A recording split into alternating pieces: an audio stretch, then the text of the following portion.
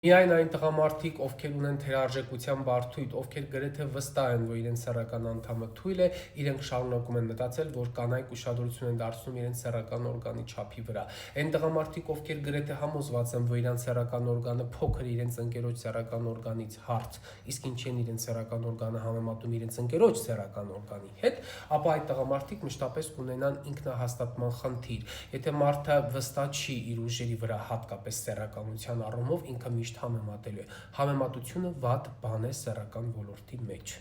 Պետք չի համեմատականը հասկացնել, որ ձեր ընկերը խոսում եւ պատմում է, որ իր օրգանը ձգված ժամանակ 20 սանտիմետր է, դուք էլ վազելով գնում եք տուն, կանոնը վերցնում, իդեպ այդ կանոնը ուշադիր կլինեք այլ նպատակներով էլ չօգտագործվի, վերցնում եւ չափում եք ձեր օրգանը, պարզում է, որ ձեր օրգանը 15 սանտիմետր է։ Ընկնում եք բաների մեջ, ներշնչանքների մեջ, տանջվում եք, կեղեքում եք, ձեզ ուտում եք, քրքրվում եք ներսից, ինչա իր մոտ 20 սանտիմետր, իմ մոտ 15, եւ ձեր մոտ հարց չի առաջանում։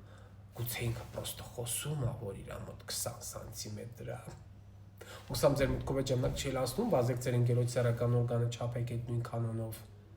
կանոնով, տարբեր կանոններ մի օգտագործեք։ Սեռական օրգանի չափը, ես վերջերս մասնակցում էի Սոչիում կոնֆերանսի, տղամարդու առողջություն խորագրով կոնֆերանսն էր, եւ այնտեղ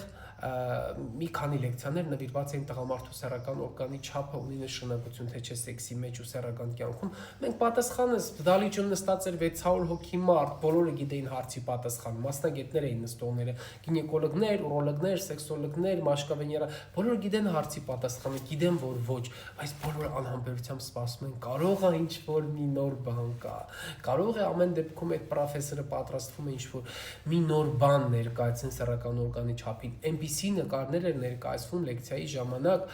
իհարկե այդ ամեն ինչ Ռուսաստանում է իրականություն, չնայած հեռու չի նաև մեր երկրում էլ է իրականացվում, աննորմալության հասնող այդ ֆիլերները, որոնք հաստատում սեռական օրգանը, եւ այդ մարդը բերել էր նկարներ, ռեալ նկարներ վերցված, թե ինչ արդյունքների են հասնում էսթետիկայով զբաղվող մասնագետները, ինչի են հասցնում տղամարդկանց, մեծացնելով, հաստատելով, չգիտեմ ինչներով սեռական օրգանները, եւ իսկապես այդ նկարները նայում ես եւ հասկանում ես, ասենք